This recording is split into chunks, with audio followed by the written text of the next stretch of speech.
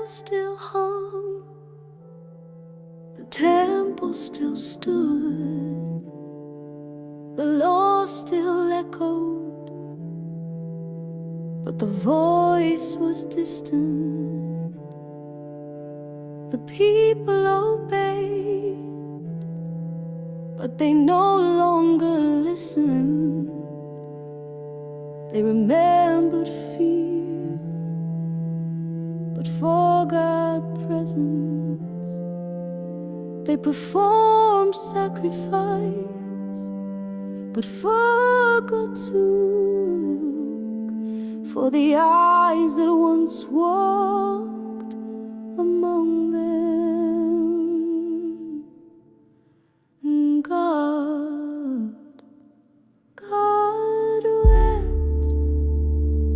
He watched his children bow, not to him, but to the memory of what once was.